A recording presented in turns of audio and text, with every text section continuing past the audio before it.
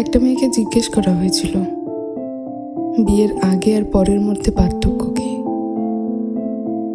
তখন সে বলেছিল, বিয়ের আগে ছিলাম বাবার বাড়ির মেয়ে, আর এখন হয়েছে শ্বশুর বাড়ির বৌমা।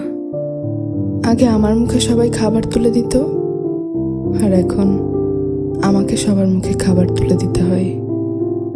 আগে একটু ব্যথা পেলে চিল্লাচিল্লি করে সারা বাড়ি মাথায় তুলে ফেলতাম, আর এখন অনেক ব্যথা পেলেও একটা শব্দ করি না।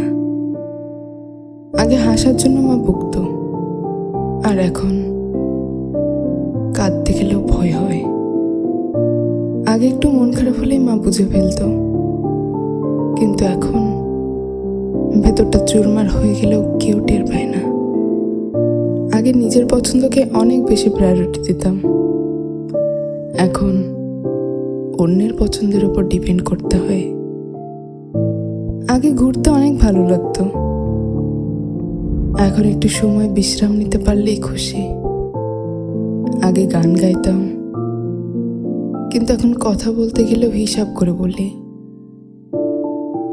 আগে ভাবতাম বাইরের জগৎটা অনেক শান্তি, কিন্তু এখন বুঝি মায়ের আঁচলে নিজেই শান্তিতে ছিলাম। আগে ইচ্ছে করলে হুটহাট মাকে জড়িয়ে ধরা যেত, কিন্তু এখন জড়িয়ে ধরতে ইচ্ছে করলেও কয়েক মাস অপেক্ষা করতে হয়।